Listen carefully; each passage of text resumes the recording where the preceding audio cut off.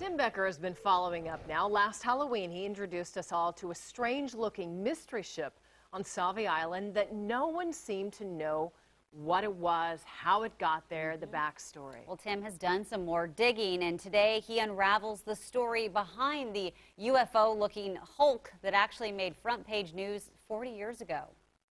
I've spent since 2005 trying to figure out what it was and how it got there. Last year... Yeah, nobody's ever, it's just always been high on ground there. We found it quizzical and quirky, kinda kooky and even a little spooky. Hard to imagine this thing once bubbled over with so much life and love. Boy, so many fond memories. Emotions revisited. Magical memories rekindled of a 4-year-old's fantasy brought to life. I grew so much and was blessed so much by having this experience. Standing next to it now, 40 years later, Charlotte Smythe recalls a childhood full of warmth and adventure, a life that landed her aboard a 30-foot boat that felt like a giant ride at Disneyland.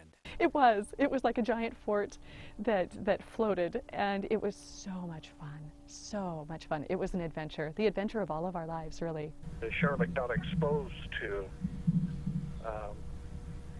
quite a different lifestyle. Dan Smythe is Charlotte's father. He, too, is still fond of and fascinated by his time on that boat in 1973. They could sleep 12 people, and it had a wood stove, which was homemade. The boat was designed and built in Hubbard by engineer Richard Ensign, a sort of Noah's Ark for him, a way to escape the drudgery and the tethers of a busy workaday tax-paying life even back then.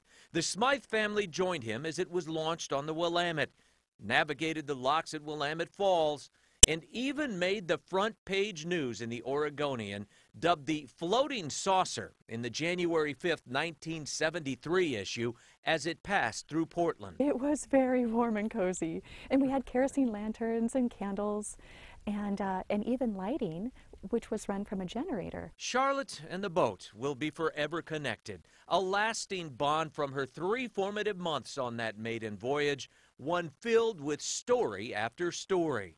Things like waking up to lopsided landfall when the tides rolled out, and the time she watched as a military helicopter touched down for an up-close look. It landed briefly, and a couple of men got out and looked around, got back in the helicopter, and flew away. A mystery ship even then to most. Never to her, though. They're really warm memories, really, really warm memories. And you would not guess it by looking at this. And now not to us either.